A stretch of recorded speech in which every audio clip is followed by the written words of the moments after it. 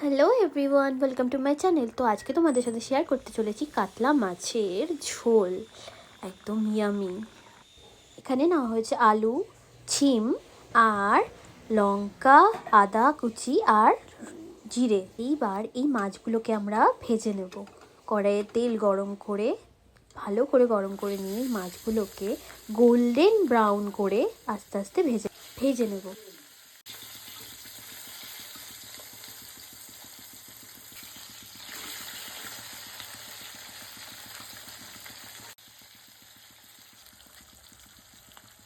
দেখো কত সুন্দর ভাজা হয়েছে। এবার মাছগুলোকে এক এক করে আমরা তুলে নেব।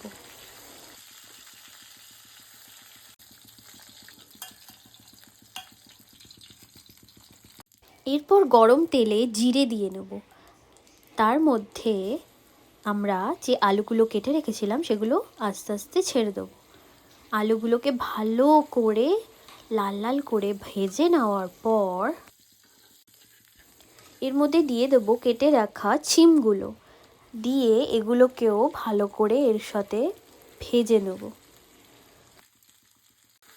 তারপর এর মধ্যে স্বাদ মতো নুন আর হলুদ গুঁড়ো দিয়ে এটাকে আবার ভালো করে নাড়াচাড়া করে ভেজে নেওয়া হবে। নেওয়ার পর এর মধ্যে জিরে, আদা, লঙ্কার পেস্টটা দিয়ে নিয়ে আর কিছু পরিমাণ একটু তেল দিয়ে এটাকে ভালো করে কষিয়ে ভেজে নেব। ভাজার পর এর মধ্যে আমরা দিয়ে দেব লঙ্কা গুঁড়ো। লঙ্কা গুঁড়ো দেওয়ার পর এটাকে আবার একটু নাড়াচাড়া করে নিয়ে ভালো করে ভেজে তারপর এর মধ্যে আমরা দিয়ে দেবো জল।